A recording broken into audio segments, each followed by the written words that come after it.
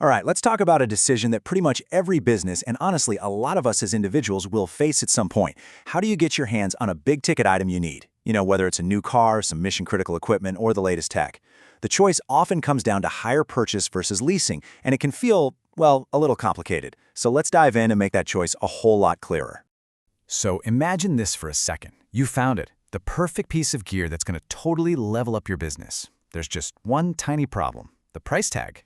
Paying for it all upfront in cash, yeah, that's just not going to happen right now. And right there, that's when you hit a fork in the road. You absolutely need this thing, but you need a smart way to get it. This is where you face your two main paths, hire purchase and leasing.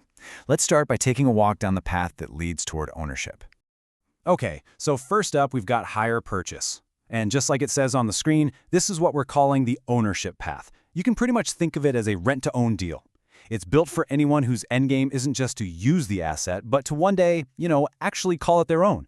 It's kind of like buying a house. You're making payments with the clear goal of owning it lock, stock, and barrel at the end. So what is it, really?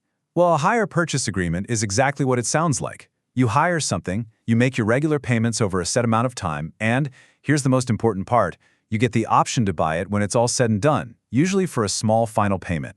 Until you actually make that final move, you're technically just renting it. Legally speaking, it really breaks down into three clear stages. First, you start with what's called a contract of bailment. I know, it's a fancy legal term, but all it means is you get to have and use the thing even though the finance company still owns it. Then, as you make all your payments, you're working through step 2, the option to purchase. And finally, once you make that last payment and say, yep, I want it, it turns into a contract of sale. And just like that, the asset is all yours. Now, this slide here points out something that is so important to understand, and a lot of people get it mixed up. With hire purchase, you have an option to buy. You're not legally locked into it. That's a world away from something called a conditional sale, where from the very first day, you are legally obligated to buy the asset once you're done with the payments. That little difference between having an option and having an obligation, it's everything. Okay, so obviously, like any deal, this is a two-way street. Both the owner, that's the finance company, and you, the hirer, have a list of rights and duties. Getting a handle on these is absolutely crucial before you put your name on the dotted line. So what's the owner's side of the bargain? Well, their main jobs are to be totally upfront about the real cash price, get the goods to you, and make sure you have quiet possession, which just means they can't interfere with you using it. And what do they get in return? Pretty simple. They have the right to get their payments on time and, if you break the rules, to take the asset back. And what about you, the hirer? Well, your big duties are to make those payments, take good care of the asset, don't trash it, and if they ask where it is, you've got to tell them. In exchange, you get the right to actually use the thing, you get that same quiet possession, and, the whole point of the exercise, you get that final option to purchase. All right, let's rewind a bit. Let's go back to that fork in the road we were talking about. We've just explored the path that leads to ownership. But what if you don't actually care about owning the thing forever? What if all you really need is to use it?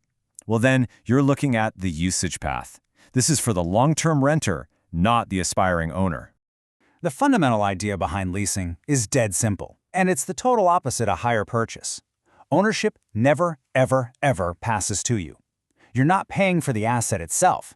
You are paying purely for the right to use it for a set amount of time. That's it. It's really just a long-term rental. Now, leasing itself kind of splits into two main flavors. First, you have an operating lease. This is usually shorter term. The owner, the lessor, is the one who deals with all the maintenance headaches, which is great for stuff like computers that you're probably going to want to upgrade in a couple of years anyway. On the other hand, a finance lease is a long-term deal, often covering most of the asset's working life. And in this case, all the maintenance, that's on you. And this quote here really hits the nail on the head. It tells you exactly when an operating lease makes the most sense.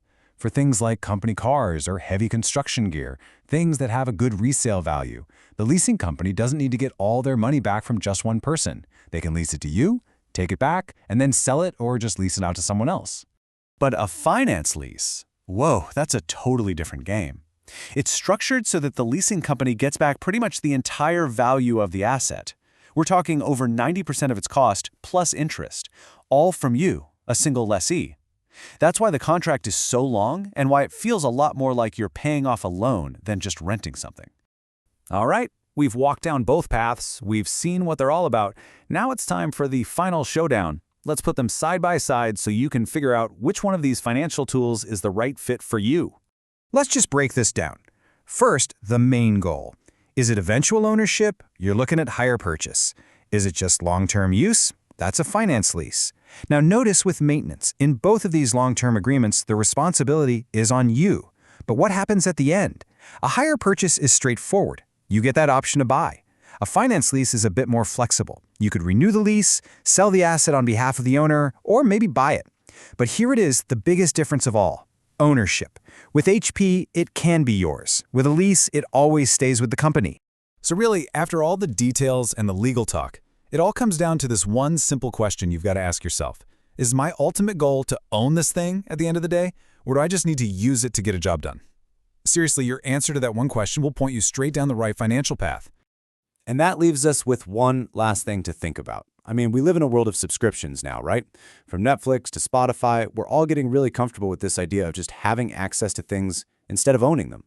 So as we look ahead, you have to wonder, is the whole idea of buying and owning big assets slowly becoming a thing of the past? It's definitely something to chew on.